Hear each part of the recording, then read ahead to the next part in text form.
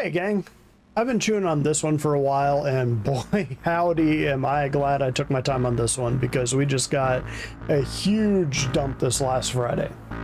A huge information dump. So let's take a little journey. Does that sound good? Let's get this.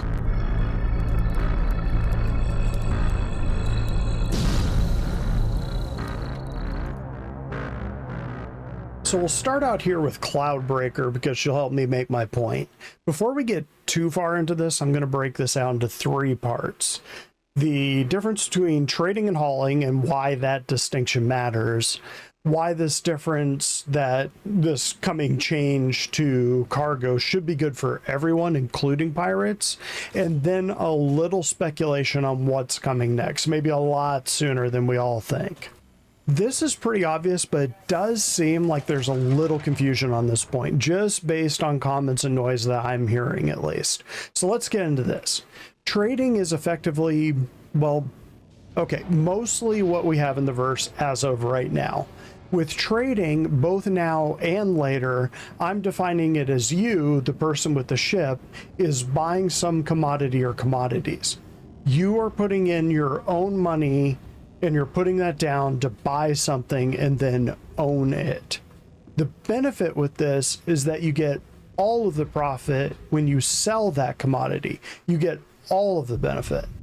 In the early days of Star Citizen, back when we only had the Moons of Crusaders landable areas, I would run this route for hours. It wasn't the most profitable route, but the fact that it laid off the big, super profitable, popular routes was largely why I picked it. I'll be coming back to this later.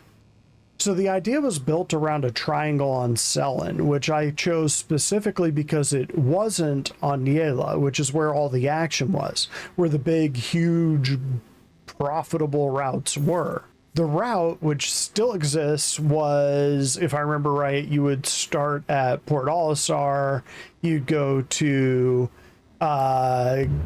Gillette Family Farms or Gillette Family Farms, pick up distilled spirits, then you go to the Hicks Research Outpost, you'd sell the spirits, you get the med supplies, then you go to Tram and Myers Mining, and you'd buy whatever ore was there, trading the medical supplies, selling that, and then you go back to Port Olisar. Obviously, Port Olisar isn't in the game, but I'd just do that on a loop. Probably do that, what, 4 or 5 times in an hour, and or just until I got bored and then I'd do something else. The profit wasn't as good as the routes on Yellow, but they were safer. There was less risk. And that's kind of the key to the whole economy, which I'll be getting to in a bit. For now, let's just say the trade-off was worth it to me in my own cost-benefit analysis. In trading, you put your own money in up front, and you take on all the risk if you lose that cargo.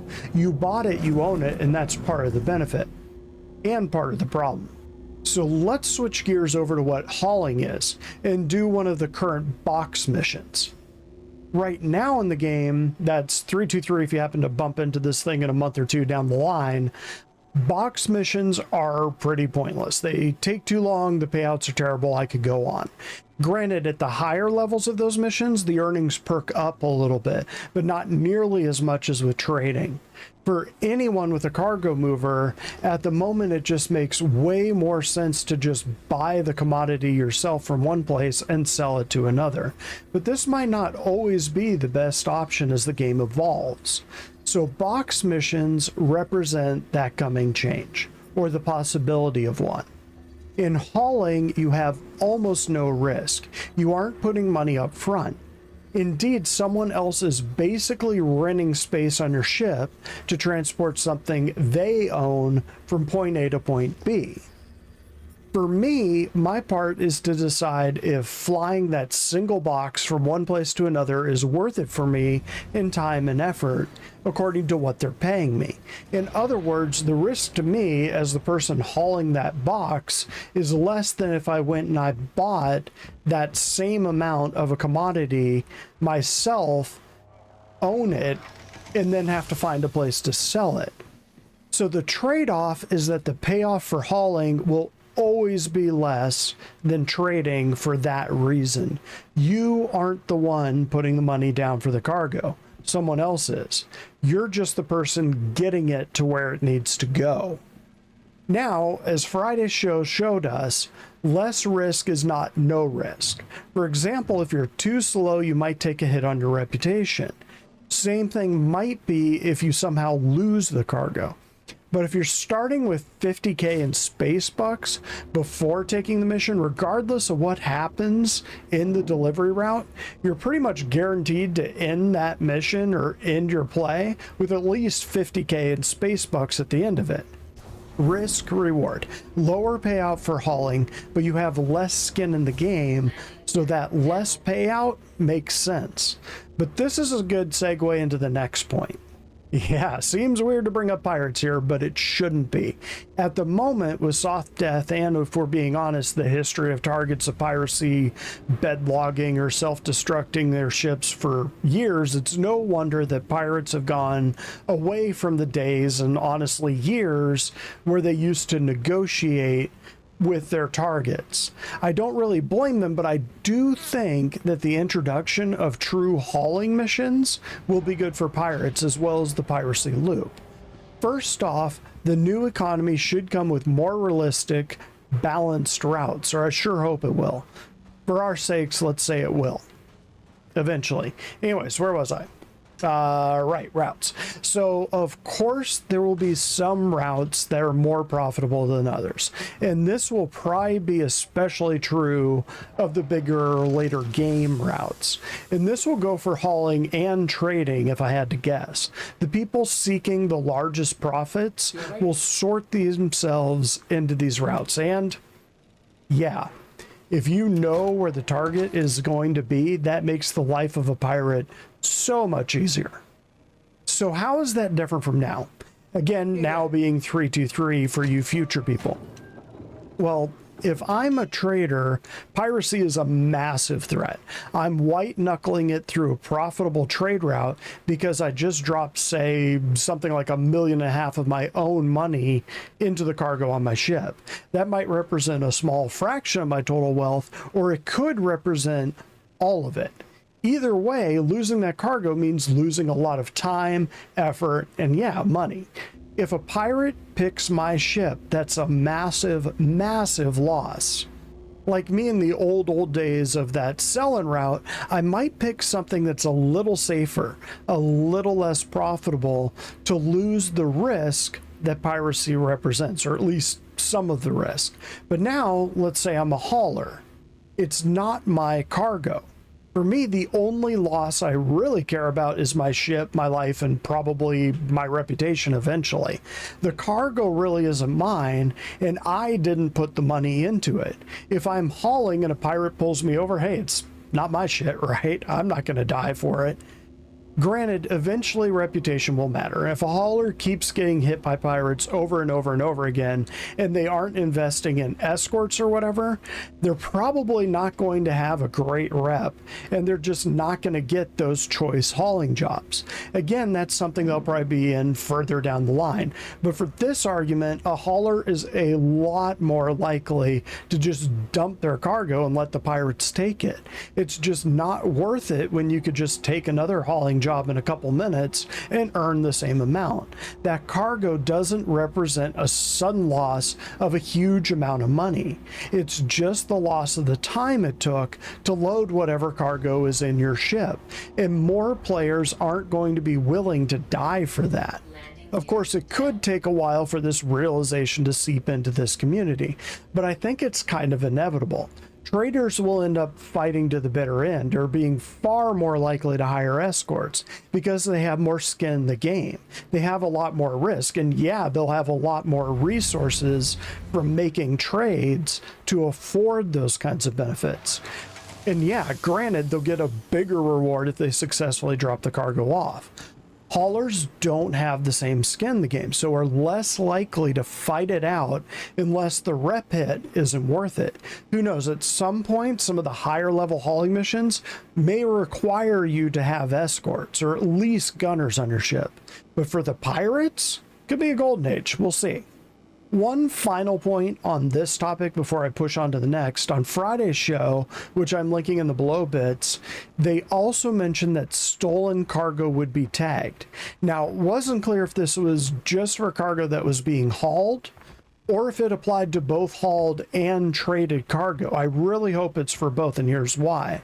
Cargo that's tagged is hot. It's irrevocably less valuable because it's harder to sell.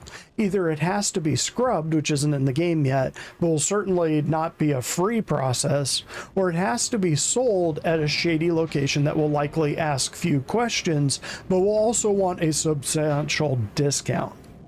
In this way, a pirate is also engaging in risk-reward situation that's probably somewhere between a trader and a hauler.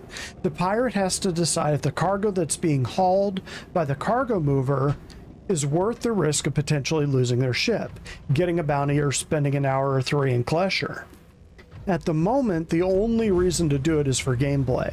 There's nothing that really drains resources other than upgrading or repairing ships, and that's not something that'll last long in this patch. What about later? Well, let's get into that. So the big question is this: what's coming next? Again, I am so glad that I held off on this one because this event went from wild speculation to pretty much confirmed. So, confirmed speculation? Sure. Anyways, so I did a vid a while back about the game I tried to make back in the late 90s. One part of it had to do with this picture, which was remarkably similar to this one that we saw on Friday from the CIG devs. So did CIG steal it from me? No. This is just the kind of basis for a good trade system, and thankfully CIG is also implementing it in their game. It has nothing to do with me. So to be honest, originally this vid was going to be about a system CIG should implement, and I kind of hinted at it in the Sprint Watch a couple days back. Basically, it's been a long time coming, but it sounds like true trade routes are finally coming into Star Citizen. Back in the day, and if I'm being totally honest about this was the inspiration for the trade routes in my own game, there was Privateer. Yeah, now who's stealing from other games? It's me, I did it. Anyways, where was I? Right, trade routes. So at its simplest, the idea is to create certain areas of surplus and certain areas of deficit. One location produces a thing, another location needs that thing. If you build it right, then the first location needs a thing too, just maybe not the same thing. Going back to my route on selling, the idea was to bring med supplies to the farm and sell it, grab distilled spirits from the farm, head back to Hicks Research and sell that, buy stems at Hicks and sell it to Tram and Myers, and then grab whatever ore I could get my hands on from Tram and head back to my starting point. Each stop in the chain needs something and sell something. To this point in the verse, this has been very generic and very simplified. Mining stations like Tram largely have pretty similar ore, or you can at least find the valuable stuff in at least one location around each planet. So one moon will have that resource typically around each planet. There's nothing that's really unique about an area. In other words, there's not a reason to go to one place over another, or you at least have a few options if you want to trade in something specific. What's more, the commodity itself doesn't really matter in the current game. While it might come with a title of Agricium or RMC, in reality, all the name is a holding place for its value. What the commodity is doesn't matter at all, just its base value. So let me give you a little more detail there to kind of explain what I mean. Basically, if you switch the name of RMC for Blurple Snarts, there's zero impact in the game right now. You can buy it for X and you can sell it for Y. And this is where StarSim comes in. Okay, just a heads up, StarSim equals Quantum. They finally changed up the name. No idea if that's official yet, but if not, it should be. So, StarSim. We've been hearing about Quantum for years now. Sorry, StarSim. We've been hearing about the underlying economy for years now. How's that? This is what isn't in the game yet and won't be in the game for 3.2.4, that underlying economy. When 324 drops, the commodities will still just be names. The routes should be more balanced out, and the things a location buys or sells should both start to make more sense and start locking down locations for specific commodities, both for buying and selling. Maybe not unique commodities for each location, but at least specific to an area. So Yela might be the only place to get laranite, and maybe Magda is the only place you can get titanium. So the locations, in a broad sense, will become a bit more specialized in this new economy. So again, that doesn't matter at all for right now. The commodities are just names. You buy at X, you sell at Y. But eventually, it will matter a lot. StarSim will be built on those locations, those nodes, and those commodities. This will also have a built-in system of niches. And yeah, I know I say that word wrong. I was born in Mississippi. Anyway, niches. Right now, if you have a starter cargo ship, you're just screwed. You can't compete with the big boys, and since all cargo movers are competing for the same resources at the same location, the smaller ships largely get frozen out. There's no reason, no advantage, no niche for a smaller cargo ship. But again, this isn't the way it'll continue to be, and this right here proves it. In the coming model, small locations won't produce a lot of a commodity, and bigger ships should have better options for filling up their entire holds. In other words, let's say you're in something the size of a C2. Are you going to hang out at a tiny Maya station for 3 hours to fill up your hold? Or are you going to head for a bigger location that's more of a central location, where goods from those smaller outposts are funneled into? Something like, say, a distribution center, and distribution centers transfer what they've gathered up the well to the main city of the planet, or cities eventually, maybe, hopefully, or perhaps up to the Leo. Really, the Leo of a planet, which is the low Earth orbit, it's the main station of a planet, will effectively become the major hub for all the commodities that are produced by that planet and its moons. And the Leo stations will then trade much larger volumes between themselves or to other systems. And the jump gate station should be key points in that. As opposed to being funnels for the goods produced by a single planet, these jump gate stations will likely become funnels for entire systems, both coming and going. And yeah, now you have a good system going.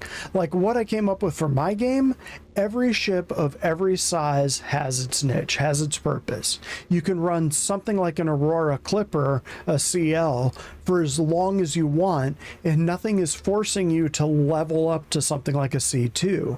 You'll have your run that you can do and be pretty safe in the knowledge that someone in a C2 would have to be either dumb or foolish to waste their time with the tiny volumes involved.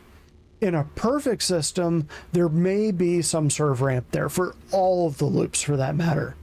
But much like the fact that the prospector's laser will overcharge the rocks that a rock can go after, and a mole can overcharge the rocks that a prospector can go after, the same should hold true for the other loops, particularly trading. A small trader should have their niche, and it wouldn't make sense for a bigger ship to sit on the resource node because it wouldn't generate the income quickly enough when other locations were much more profitable in terms of volume and would fill the holds of that larger ship a lot faster.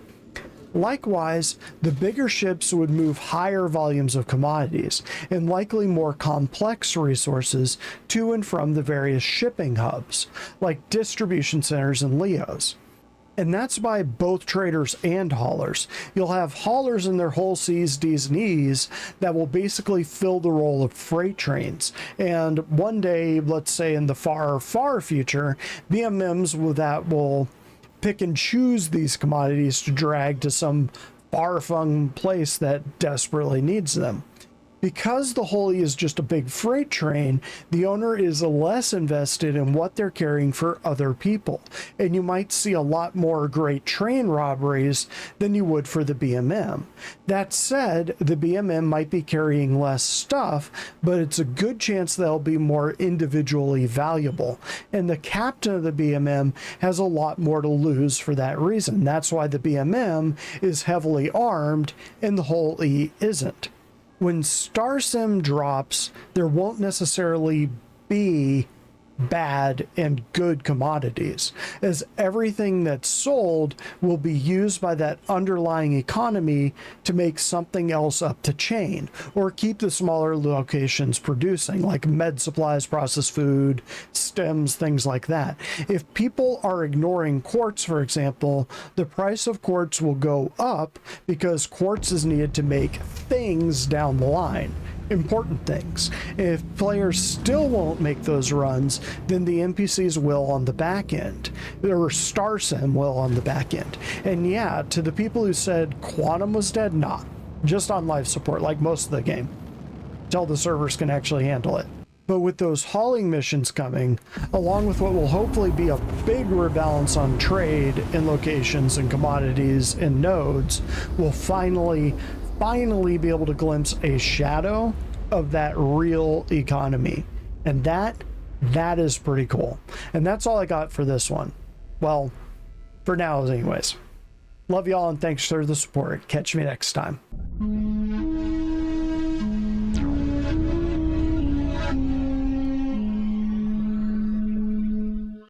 Well, okay.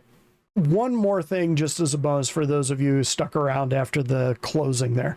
During my breakdown of the Caterpillar, I kept bringing up the command module and how cool it is. Well, here's a quick tour of it if you've never seen it before, just to kind of get a sense for what I was talking about. So there is only one thing in here that you can really only see from the outside, and it's this right here is a door to the outside. It is non-functional right now, but you can kind of get a sense for the scale of this thing. To give you an idea, a Pisces is probably about that big. So this thing is a little bigger than a cutter. So let's go ahead and get inside. Oh, and it does have 4 size 3 guns. Memory serves me correctly, which it probably doesn't. So right now, this is the only way to access the command module. You can see that it's got a double door here, so it is actually airlocked. A lot like the Ironclad, this ship can break off. I did not do that on purpose. I just like to point with the F key. This piece right here, the main body, the fuselage of the Caterpillar, can be dropped off. And a lot like the Ironclad, since this is all module, all 4 of these are modular, you could potentially have a base set up right here, just like you could with the Caterpillar. What you could do is have a few people, person in a Caterpillar and a couple Caterpillars or something like that, come down and land, and you've got a pop-up base. You've got room for vehicles, you've got a repair bay, you've got whatever modules you slap in here. I mean, you could have a pop-up science center, whatever you wanted, and that would give you plenty of living space, because there's also living space inside the Caterpillar. But let's talk about the command module. And turn this thing on. Now that we have lights, let's take a look around. So you've got your typical, I assume these are going to be components eventually. You've got 2 stations over here for who knows what right now. Right now they don't do anything, but eventually they will. I mean, they could be scanning stations, engineering stations, whatever you want. Again, they're probably going to put components in here, maybe components back there. You can tell they are going to redo this thing eventually. So you've kind of got the piloting quarters up there, and then you come down here. You got this little area right here. You got your shoilet right there, which the door does not close, but I assume one day it would, or maybe it wouldn't, being Drake. You've got your kitchen right here, your galley, you've got your stove right there, 4 burners. 4. And a sink. Assume you've got storage here and here for food or whatever. Probably emergency supplies, so you're going to have like a med kit or something. And then you've got 2 beds there. Got a table here that you can eat at. That's the door to the outside, and then you got your tractor beam right here. So all told, this ship on its own, this is why I was saying this ship on its own is a pretty good utility vehicle. It's got a, I believe, a size 2 tractor beam underneath here, and you control it from this station. It's got 4 size 3 guns. It's 2 levels. You could log out in it. It's got a galley, a kitchen. Yeah, you can have 2 people. Maybe not have a career in this ship, but if it comes with a quantum drive, not a bad deal. And then you got your gun rack over here.